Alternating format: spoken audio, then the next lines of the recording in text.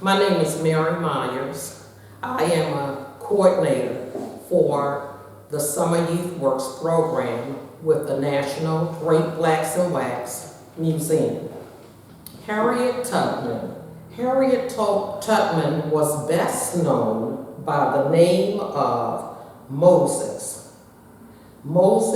She was known as Moses of her people. Harriet Tubman was enslaved, escaped, and helped others gain their freedom as a conductor of the Underground Railroad.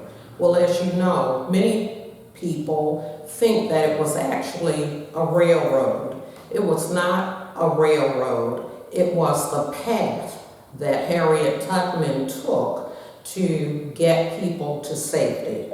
Some of the path was not safe, very dangerous, but she knew the way, and that was one of the things she was well known for. She was a civil rights activist. She also was a part of the women's suffrage movement to help African American women to gain the vote.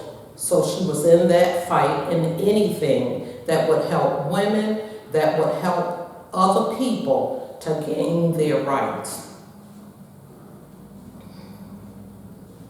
Tubman also served as a scout, a spy, a guerrilla soldier, and a nurse for the Union Army during the Civil War.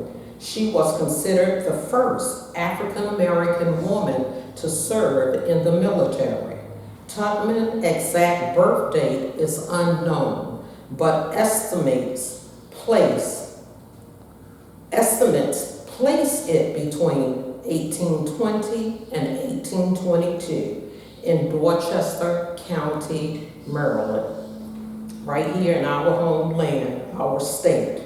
Born Alminta Ross, the daughter of Harriet Green and Benjamin Ross, Tubman had 8 siblings. By age 5, Tubman's owners rented her out to neighbors as a domestic servant. Early signs of her resistance to slavery and its abuses came at age 12 when she intervened to keep her master from beating an enslaved man who tried to escape.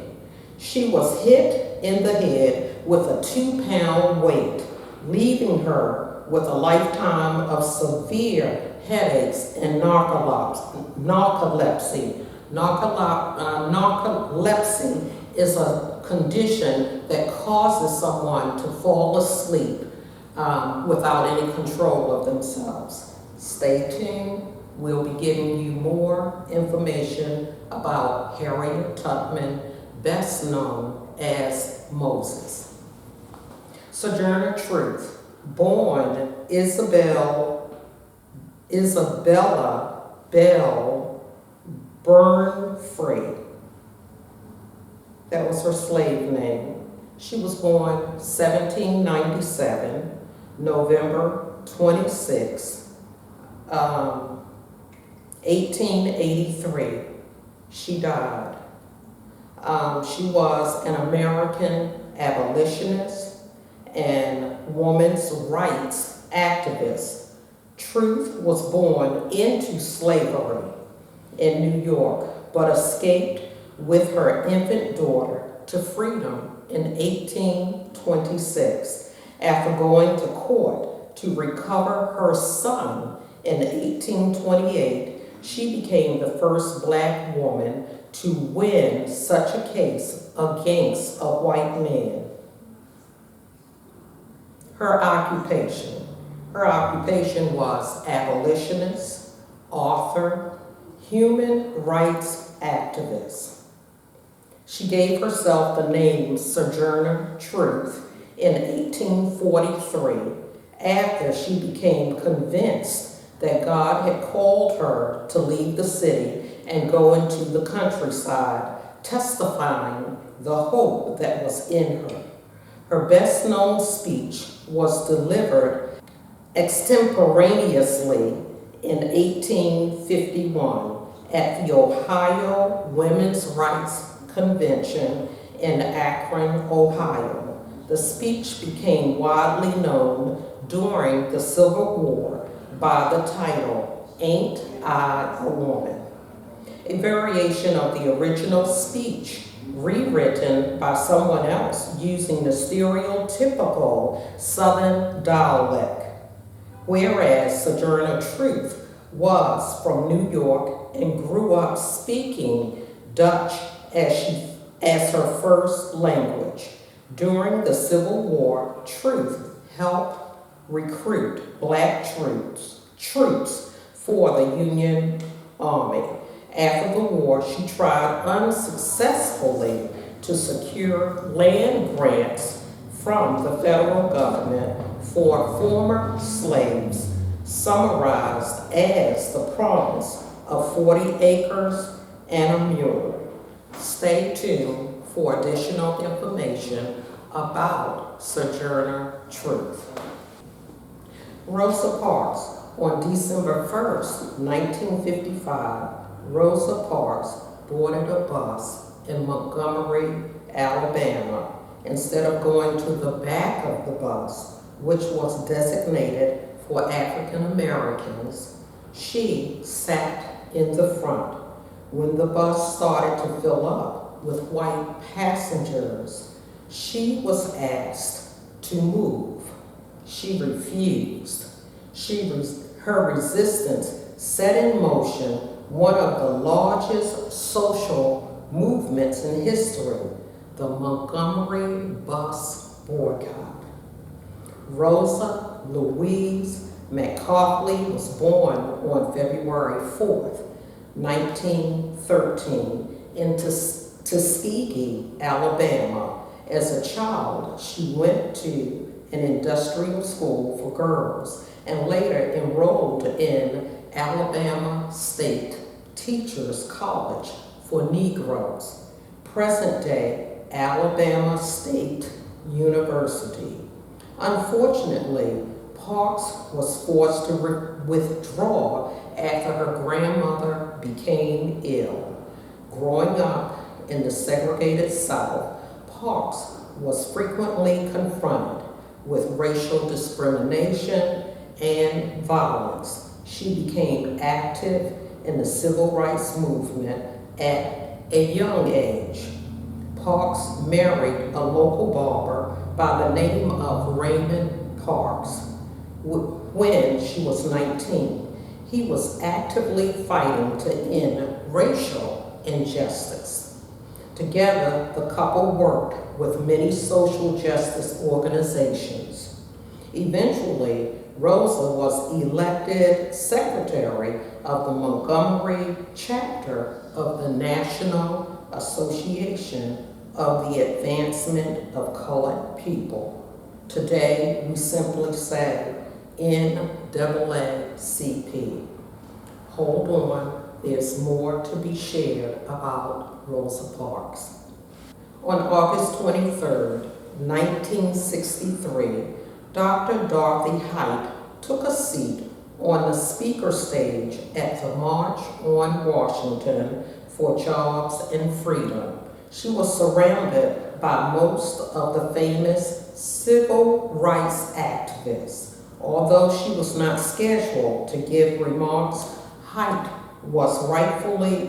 had rightfully gained her place among these prominent leaders. Dorothy Irene Height was born on March 24, 1912 in Richmond, Virginia. Her family later moved to Rankin, Pennsylvania, where she excelled as a student. Height eventually received a scholarship to attend college. In 1929, she was admitted to Barnard College, but was not allowed to attend because the school did not admit African Americans. Instead, Height went on to graduate from New York University, where she received a bachelor's in education, and a master's in psychology. Her first job was as a social worker in Harlem, New York. She later joined the staff of the Harlem Young Women's Christian Association. I bet you didn't know that means YWCA. We have those all over the country. In no time, Height became a leader in the local organization. She created diverse programs and pushed the organization to integrate YWCA facilities nationwide. Dorothy Height is someone else who was a civil rights leader. She fought for the rights of women, and she was active all of her life up until her age in her 90s, continuing to fight civil rights and to be among other civil rights leaders. Stay tuned and you'll hear more about Dorothy Height as we go through the program. Medgar Evers. Medgar Evers was a native of Decatur, Mississippi, attending school there until being inducted into the U.S. Army in 1943.